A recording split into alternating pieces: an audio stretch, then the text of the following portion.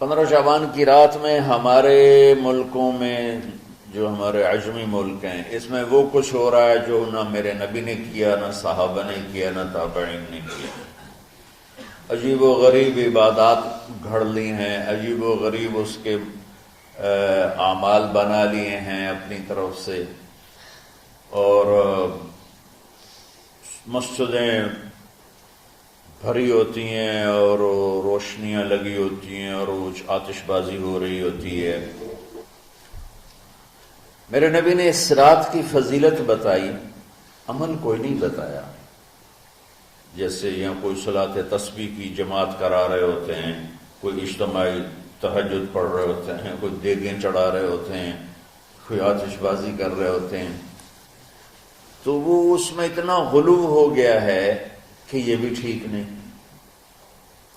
اور کچھ علماء نے اس کے رد میں اس کا اتنا انکار کیا ہے کہ اس رات کی کوئی فضیلت ہے ہی نہیں، یہ بھی ٹھیک نہیں۔ اس بیچ کا راستہ، اس رات کی فضیلت میں جتنی احادیث ہیں وہ ضعیف ہیں، لیکن اتنی کثرت سے ہیں کہ ان سب کا مل کر جمع ہو کر کم از کم وہ حسن لغیر ہی تک تو پہنچ جاتی ہیں۔ اور ابن عثیمین رحمۃ اللہ علیہ نے بھی یہ لکھا ہے کہ زیادہ سے زیادہ ان احادیث کے مجموعے سے، چونکہ اگرچہ ضعیف ہیں لیکن کافی زیادہ ہیں، تو وہ حسن لغیر ہی تک پہنچ جاتی۔ تو حسن لغیر ہی سے کوئی عمل ثابت نہیں ہوتا، عمل ثابت ہوتا ہے صحیح حدیث کے سے۔ ایک احادیث کی کثرت سے روایات اور ایک امت کا عمل، کہ امت کا بہت بڑا طبقہ صدیوں سے اس رات کا اہتمام کر رہا ہے، لیکن کچھ عرصہ پہلے تک اہتمام تھا دن میں روزہ رکھنا، رات کو کوئی نوافل پڑھ لینا، کوئی دو چار زیادہ پڑھ لینا، لیکن اب یہ ڈھول تماشے جو اب شروع ہوا ہے اس کا تو کوئی وجود ہی کوئی نہیں ہے۔ تو اس رات کو اللہ تعالیٰ نے مبارک بنایا، اور حدیث پاک میں آتا ہے کہ اللہ تعالیٰ اس رات میں ساری دنیا کے لوگوں کی بخشش فرماتا ہے سوائے 5 آدمیوں، 5 کے سوا سب اہل ایمان کی بخشش ہو جاتی ہے۔ مشرک، المشرک، پہلا مشرک، دوسرا مشاحن، مشاحن کیسے کہتے ہیں؟ دل میں بغض رکھنے والا، کینہ رکھنے والا۔ تیسرا مسبل ازارہ، اپنے پاجامے شلوار چادر کو ٹخنوں سے نیچے تک لے جانے والا، لیکن ایک شرط کے ساتھ کہ وہ تکبر کی وجہ سے، سستی کی وجہ سے ہے، غفلت کی وجہ سے ہے۔ چونکہ جب آپ نے ایک مرتبہ اس کے بارے میں بات کی تو حضرت ابوبکر صدیق نے کہا یا رسول اللہ، میری چادر، عرب چادر باندھتے تھے جیسے ہمارے پنجاب کا لباس چادر تھا، اب وہ کم ہو گئے، ہماری تو بزرگ عورتیں بھی اور مرد بھی سب چادر باندھتے تھے، شلوار تو کسی کو پتہ ہی نہیں ہوتا تھا ہمارے بچپن میں۔ یہ تو پھر آہستہ آہستہ جب تعلیم آئی تو شلوار دیہاتوں میں بھی اور شہروں میں عام ہو گئی۔ تو اگر وہ اس لیے لٹکا رہا ہے کہ طبیعت میں تکبر ہے، پھر اس وعید کا وہ حقدار ہے۔ اگر ویسے اس کی نیچے جا رہی ہے تو میرا مالک ایسا، وہ تو ہے ہی رحیم و کریم، ہے ہی رحیم و کریم، ہے ہی رحیم و کریم، صرف شلوار نیچے لٹکانے سے وہ اتنی شدید سزا دے، اگر اس کے پیچھے تکبر ہے، پھر ہے یہ تکبر نہیں ہے تو انشاءاللہ وہ اس سے محفوظ ہو۔ تو اپنی چادر کو لٹکانے والا، لیکن بشرط تکبر، کتنے ہو گئے؟ عاق لوالدیہ، ماں باپ کا نافرمان، نافرمان ایسا کہ دکھ دینے والا، چھوٹی موٹی اونچ نیچ تو ہر بچے سے ہو جاتی ہے، نہیں، جن نے والدین کو ٹکڑے ٹکڑے کر دیا ہو اور ان کو دکھ دے دے دے دے کے ان کا سینہ چیر دیا ہو، چونکہ آپ کہتے ہیں پرزے پرزے کرنا کسی چیز کو، تو اپنے دکھ دے کر اپنی بدتمیزی کے ساتھ اس نے ماں باپ کا دل زخمی کر دیا ہو، ایک یہ نہیں معاف ہوتا۔ پانچواں، مدمن خمر، مسلسل شراب پینے والا، مستقل جو شراب کا عادی ہو، ان پانچ کو مؤخر کر دیا جاتا ہے۔ معافی نہیں ہونے کا مطلب یہ نہیں کہ اللہ تعالیٰ کبھی معاف نہیں کرے گا، معافی نہ ہونے کا مطلب یہ کہ یہ پانچ ایسے گناہ ہیں کہ اس کی وجہ سے بخشش رک جاتی ہے۔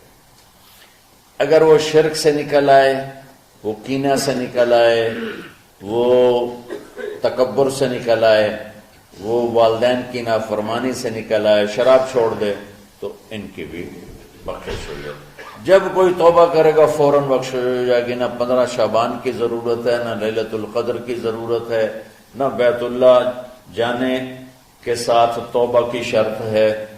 جہاں بھی وہ بیٹھ کے توبہ کرے گا، جس لمحے میں کرے گا، اسی وقت اس کی توبہ قبول ہوگی اور اللہ اس کے پچھلے سارے گناہوں کو معاف فرما دے گا۔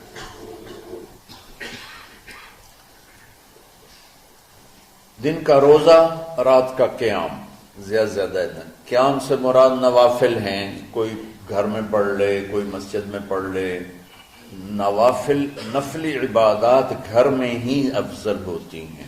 میرے نبی سنتیں ہمیشہ گھر سے پڑھ کے آتے تھے، تہجد اپنے گھر میں پڑھتے تھے، مسجد میں نہیں پڑھتے تھے، سوائے اعتکاف کے آپ اپنے نوافل سنتیں سب گھر میں پڑھتے تھے اور مسجد میں صرف فرض آ کے ادا فرماتے تھے، اور اس کے بعد بیٹھنا ہوتا تھا تو بیٹھ جاتے تھے، اٹھنا ہوتا تھا تو اٹھ جاتے تھے۔ ایک طبقہ وہ ہے جو پتہ نہیں کیا کچھ کرتا ہے شب برات کے نام پر، وہ بھی غلط۔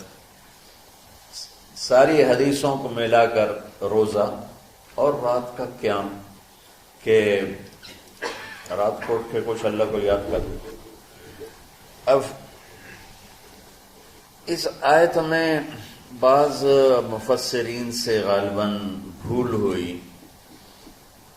حامیم والکتاب المبین انا انزلناہ فی لیلۃ مبارکۃ انا کنا منذرین فیہا یفرق کل امر حکیم امرا من عندنا انا کنا مرسلین۔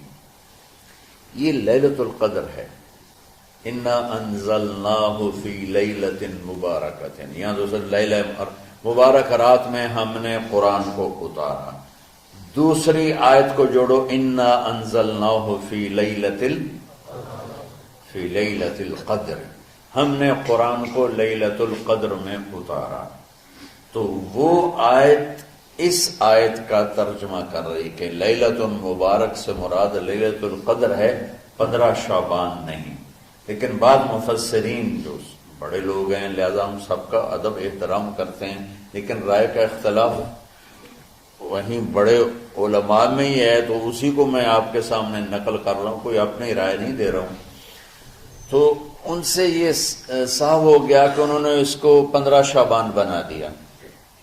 یہ 15 شعبان کی رات نہیں ہے، یہ لیلۃ القدر ہے، کہ جس میں وہ پورے سال کے احکام اعلان کر دیے جاتے ہیں، وہ شب قدر ہے۔ اس میں بھی معافی ہوتی ہے، اس میں بھی معافی ہوتی ہے، لیکن شب قدر تو قرآن سے، صحیح احادیث سے ثابت ہے، اور شعبان کی رات ضعیف حدیثوں سے ثابت ہے، لیکن کثرت حسن لغیرہ اور امت کا عمل اس میں بہت بڑی گنجائش پیدا کرتا ہے۔ تو جو بچہ روزہ رکھنا چاہے ضرور رکھے، جو رات کو اٹھنا چاہے ضرور اٹھے، لیکن وہ اتنا نہ اٹھے کہ صبح سبق میں سویا پڑا ہو۔ تو ایسی عبادت نہیں چاہیے کہ آپ اپنے طلب علم جو فرض ہے اس میں آپ سوئے پڑے ہوں، تو تمہارے خراٹوں سے سبق بھی متاثر ہو رہا ہو۔ تو اعتدال بچوں، ہر چیز میں اعتدال۔ تو اس میں یہ جو 5 ہیں، ایک مشرک، ایک مشاہن۔ مشاہن کون ہے؟ جو دل میں کینہ بغض رکھتا۔ اب میں کہاں سے آنسو لاؤں اس بات پر رونے کے لیے کہ ایک تو دنیا داروں کا بغض کینہ ہے آپس کی لڑائیوں سے، لیکن یہ جو دیندار ایک دوسرے سے بغض، اس قدر بغض رکھتے ہیں کہ کافر بنائے بیٹھے ہیں ایک دوسرے کو، سلام کا جواب نہیں دیتے، جنازے میں نہیں شریک ہوتے۔ اس کا جرم واپس جاتا ہے تاجروں کو نہیں، حکمرانوں کو نہیں، خطیبوں کو، نادان، ہر خطیب نہیں، نادان خطیبوں کو، جو ہر مکتبہ فکر میں موجود ہیں، جو اس شدت کے ساتھ اوروں کی نفی کرتے ہیں اور اپنے آپ کو صحیح کہتے ہیں کہ جیسے باقی سب جہنمی ہیں، سب کافر ہیں، اور صرف ہم ہی صحیح ہیں اور ہم ہی جنت میں جائیں گے اور کوئی جنت میں نہیں جائے گا۔ تو جو کہ اس میڈیا کے ذریعے سے بہت سی امت سن رہی ہے، تو میں دیکھو بچوں ہاتھ جوڑتا ہوں اللہ کے واسطے، دین پیش کرنا، کافر کافر کے نعرے مت لگانا، اور یہ کافر وہ کافر، یہ کافر وہ کافر۔ اللہ بڑا کریم ہے۔